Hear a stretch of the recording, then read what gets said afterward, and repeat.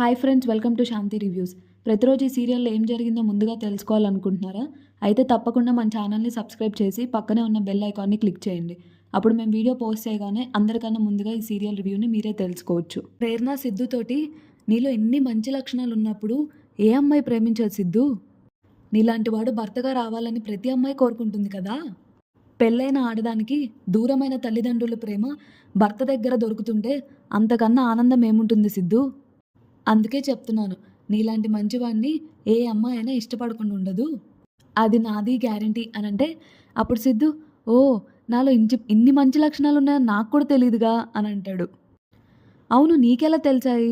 మనం ఫ్రెండ్స్ మాత్రమే కదా. మరి ఇవన్నీ ఇంత బాగా ఎలా తెలుసుకోగలిగావు నువ్వు? నిజం చెప్పు, నీ మనసులో ఎవరైనా ఉన్నారా అని అంటే అప్పుడు ప్రేరణ షాక్ అవుతుంది. ఓయ్ నిన్నే చెప్పు అని అడుగుతాడు. అప్పుడు ప్రేరణ, నేను నిన్ను అడిగిన ప్రశ్నని నువ్వు మళ్ళీ తిరిగి అదే ప్రశ్న నన్ను అడుగుతావేంటి?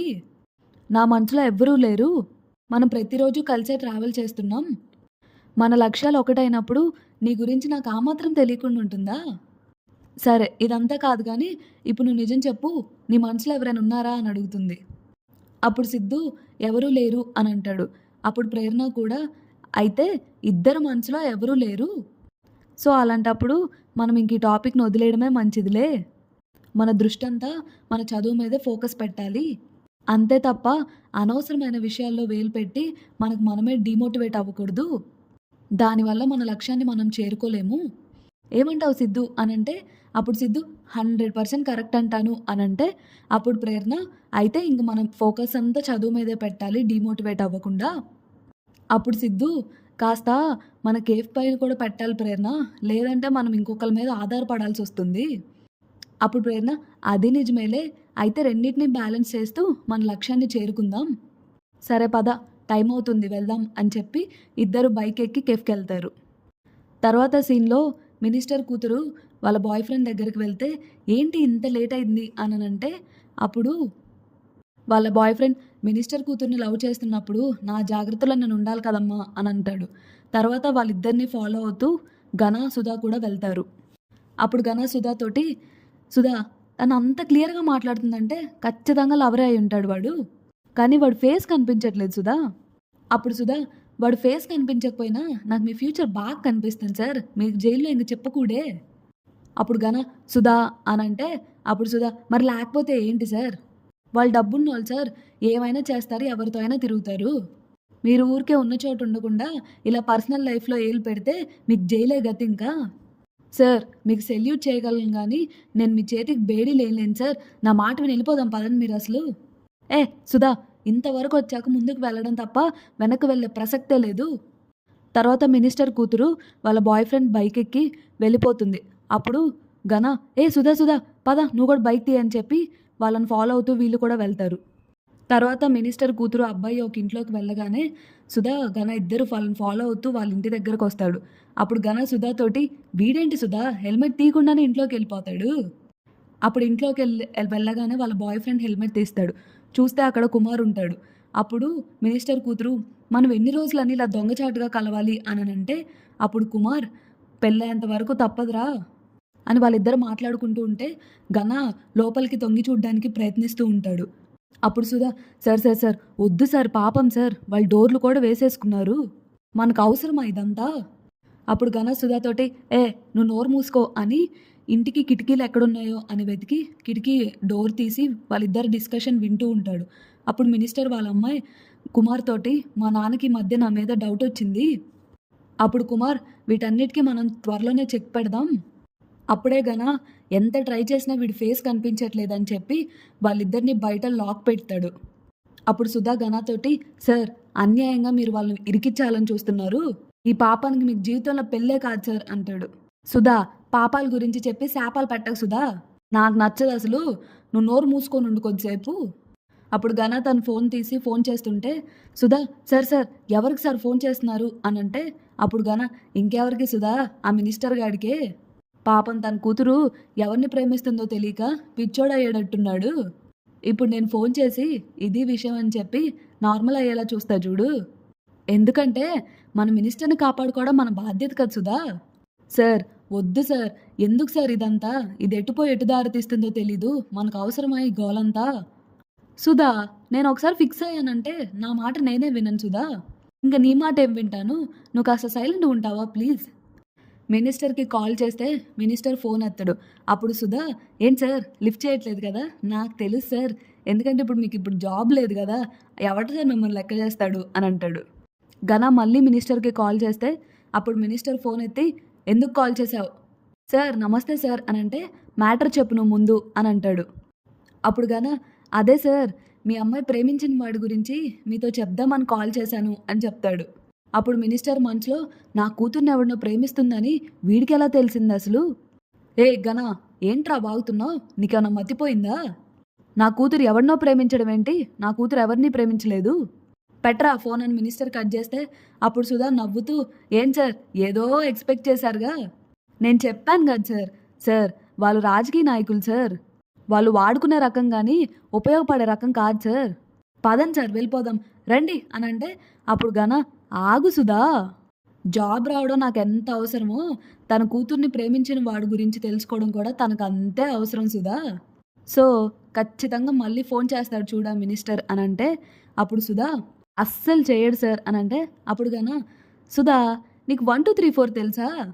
5 నుంచి రివర్స్‌లో కౌంట్ చేయి ఒకసారంటే" అప్పుడు సుధా, "ఎందుకు సార్ ఎప్పుడు రివర్స్‌లో చేయమంటారు? లెక్క పెట్టు సుధా నువ్వు" అని అంటాడు. అప్పుడే మినిస్టర్ మనసులో, "నేను చెప్పకుండా అసలు ఈ విషయం వాడికెలా తెలిసింది?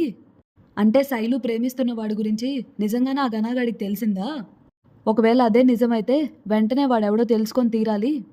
సుధా రివర్స్‌లో 5, 4, 3, 2, 1 అనేలోపు మినిస్టర్ ఘనాకి కాల్ చేస్తాడు. అప్పుడు ఘన సుధాతోటి, "సుధా మనం గెలవాలంటే మనకు బలం ఉండాల్సిన అవసరం లేదు సుధా. పక్కనున్న వాళ్ళు బలహీనులైతే సరిపోతుంది. తప్పకుండా మనం గెలుస్తాం అప్పుడు." తర్వాత ఘన ఫోన్ లిఫ్ట్ చేసి, "సార్ చెప్పండి సార్" అనంటే అప్పుడు మినిస్టర్, "ఇందాక నా కూతురు ప్రేమించిన వాడు అది ఇది అని వాగావు. ఏంటది?" అనంటే అప్పుడు ఘన, "నేనేం వాగలేదు సార్. చూసే నిజం చెప్తున్నాను." "చూడడం ఏంటి ఘన?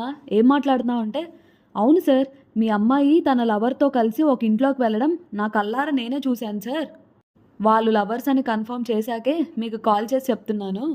నువ్వు చెప్పేది నిజమని ఏంటి నమ్మకం నాకు? అయితే మీకు లొకేషన్ షేర్ చేస్తాను. వెంటనే మీరొచ్చి మీ కళ్ళతో మీరే చూడండి." "సరే వస్తున్నాను. కానీ అక్కడికొచ్చాక నువ్వు చెప్పింది అబద్ధం అని తేలాలి నాకు. నిన్ను అక్కడికక్కడే షూట్ చేసి పడేస్తాను." "సార్ మీరు ముందు ఇక్కడికి రండి సార్. మీకు లొకేషన్ పెడుతున్నాను. రండి త్వరగా వచ్చేయండి." అప్పుడు సుధా పక్క నుంచి, "సార్ సార్ సార్ వద్దు సార్ పాపం సార్" అని అంటుంటే అప్పుడు ఘన, "ఏంటి సుధా ఇందా నుంచి నసపెడతావు? పొద్దున్నే బీపీ టాబ్లెట్ వేసుకోలేదా నువ్వు? సైలెంట్‌గా ఉండు సుధా కొద్దిసేపు." తర్వాత ఘన సుధాతోటి, "ఆ సిద్ధు ప్రేరణ కలిసి నన్ను ఎంత దెబ్బ కొట్టారు సుధా. నేను జీవితంలో మళ్ళీ పవర్‌లోకి రాకూడదనే ఇదంతా చేశారు వాళ్ళు. కానీ వాళ్ళకు కూడా తెలియంది ఏంటంటే నేను శైలు గారిని లవర్‌ని అడ్డు పెట్టుకొని మినిస్టర్ దగ్గర మళ్ళీ నా పోలీస్ ఉద్యోగం సంపాదిస్తానని వాళ్ళ కల్లో కూడా అనుకోలేరు. అప్పుడు చెప్తాను సుధా ఒక్కొక్కడికి ఆ సిద్ధుకి ప్రేరణకి జీవితం లేకుండా చేస్తాను." తర్వాత మినిస్టర్ ఘన పెట్టిన లొకేషన్‌కి వస్తాడు. అప్పుడు సుధా మనసులో, "అమ్మో ఈ మినిస్టర్ వచ్చేసాడు." అప్పుడు ఘన మినిస్టర్ రాగానే, "సార్ నమస్తే సార్. అదేం సార్ సెక్యూరిటీ లేకుండా ఒక్కళ్ళే వచ్చారు?"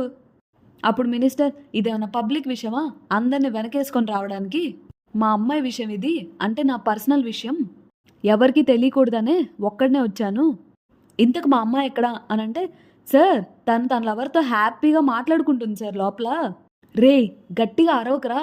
అయినా వాడిని వేరే చోట పెట్టొచ్చు కదా. మా అమ్మాయితో కలిసి ఎందుకు ఉండనిచ్చావు?" అనంటే అప్పుడు ఘన, "అలా చేస్తే ఎవరో అనామకుని తీసుకొని వచ్చి చూపించానని నన్నే మీరు అంటారు సార్. అదే మీ అమ్మాయితో ఉండగా నేను చూపించాను అనుకోండి, నేను చెప్పిందే నిజమని మీరే నమ్ముతారు. సరే తలుపు తీ" అనంటే అప్పుడు ఘన, "సార్ తీస్తాను. దానికన్నా ముందు నాదొక కండిషన్ సార్" అంటే అప్పుడు మినిస్టర్, "ఏంటది?" "పోయిన నా జాబ్ పరువు రెండూ తిరిగొచ్చేలాగా మీరే చూడాలి సార్. అలా అయితేనే నేను తలుపు తీస్తాను సార్" అనంటే అప్పుడు మినిస్టర్, "సరే రెండూ ఇప్పిస్తాను నీకు. ముందు తలుపు తీ నువ్వు. వాడెవడో నేను చూడాలి." "తప్పకుండా సార్. వాడెవడో నేను మీకు చూపించేస్తాను కదా" అని ఘన లాక్ తీసిన వెంటనే అక్కడ శైలు కుమార్ ఇద్దరూ కనిపించరు. ఘన, "శైలు రండి మేడం ఎక్కడున్నారు? ఎవరొచ్చారో చూడండి మీకోసం." అప్పుడు శైలు వాళ్ళ నాన్న, "శైలు నీతో పాటు ఎవరొచ్చారు ఇక్కడికి?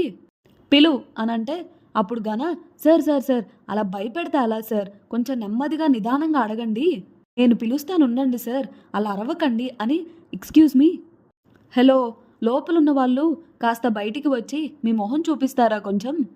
మేమందరం మీ ఫేస్ చూసి తరిస్తాం, తమరు వస్తారా లేదా నన్నే కొట్టి తీసుకొని రమ్మంటారా లోపలికొచ్చి?